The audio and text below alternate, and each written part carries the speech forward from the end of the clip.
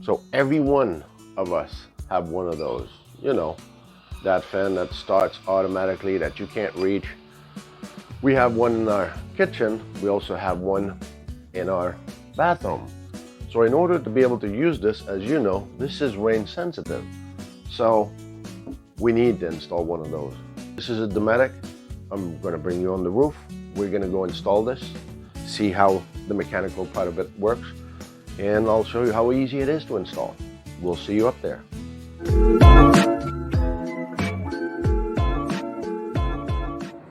So we made it through the roof. So I've got my vent that I'm gonna install and try to walk you through it. I have my clips and my screws and my bolts that came with it. I got my lap sealant in case I need it. And I also have my screwdriver, my battery powered one. I'm already looking at this and you can see there's brackets that kind of lines up with this, but I'll have to take lap sealant away. It's not a typical, it already has those hooks, so maybe some of them that you can purchase would actually fit this kind if you knew what kind of roof cap vent that you have. But for now, I'm gonna have to take the lap sealant and process to make sure that we're gonna be able to make it fit on this system. So let's just fast forward to this so we don't have to wait for the time that I'm gonna spend on doing this lap sealant. So I brought my tool, I'm gonna take some lap sealant off. We'll go fast forward so you won't have to linger around.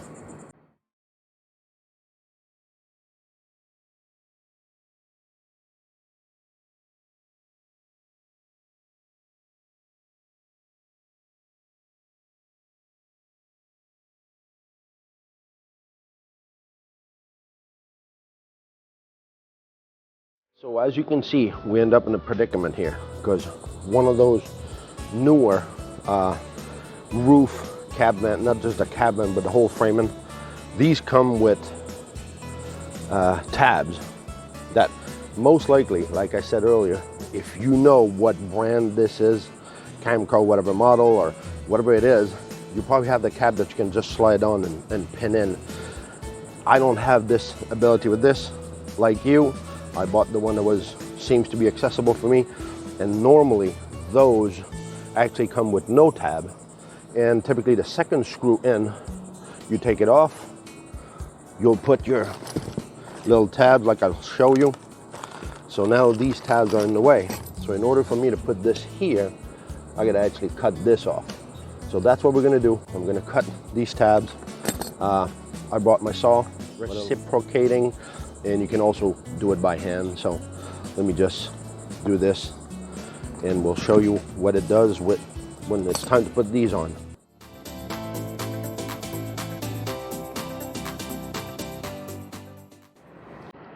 So as you're going to be able to tell, it's a little bit hot here. Welcome to Florida. Yeah, do this on a chillier day. So what I do is I kind of fit it. So I put my cap a couple of times. I actually take my pencil, so I mark it, I mark the width, and what I do is I install them back again, because I got my lines where I put them. See, I had to remove a screw here, there was a screw, but now we're done. So this would go there, so this should fit about around there. So what I'm gonna do is I'm gonna dry fit this. So I'm bringing this over, I'm putting this in those little tabs, and these little tabs. I'm going on the other side, little tabs, there you go. So now we're all set. What we're gonna do, we're gonna mark this. And now we're gonna go on lap sealant and trying to cap up this thing and put the 4 screws on one on each tab, and I'll just show you that in a couple of seconds, hold on. So see, that's what I'll do here. I'll put lap sealant, try to cover up the hole. And then I will put my tab on there. Hold on a minute. So I'll show you. So I'm going to put my tab on there. Where it belongs. Lined up with my line. And the only thing I have left is put lap sealant in there and put a screw in there. So then we're good to go.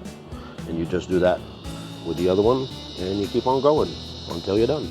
So end result, I put lap sealant all over. Seal everything.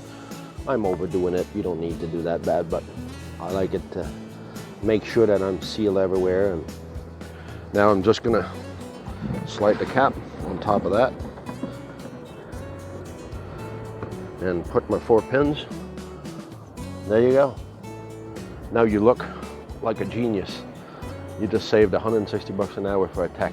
Don't tell them that. I'll see you in a bit. All right, so we're back inside. As you can see, I even changed since I went up there. I don't know, 98 to 1,000 degrees, whatever it is up there. So Florida, the minute you pass 10:30, 11 o'clock, that oppressing heat comes down. So, and then by the afternoon, well, you have that typical shower, which is the reason why we installed that vent cover. So now you're inside, you can actually have that fan running when it is raining or drizzling, so it doesn't shut off on you. So when you're taking a shower, humidity doesn't just build up in the bathroom, and then I'm telling the wife, turn the fan on, and every time it does bzz, bzz, bzz, now we'll be able to open up, hopefully 99% of the time. So I'll be happy, she'll be happy. So, and remember what we saw also, and I'm saying this because I've got a second fan, and now I'm going to try to research the cover that goes there, that you would just have to put 4 pins, but those 4 tabs, you still need to clean the lap sealant on it, because I can see it's built up on there, so you'll still have to dug around there. So just make sure if you have to dug around there, I'll do another video if I have the right one and just put it there, because we'll probably have to put some lap sealant anyway. So now you know, it's an easy project, kind of nice. Do it when it's not 100. That's my biggest recommendation on this. So again, it's not about the destination, it's all about the journey.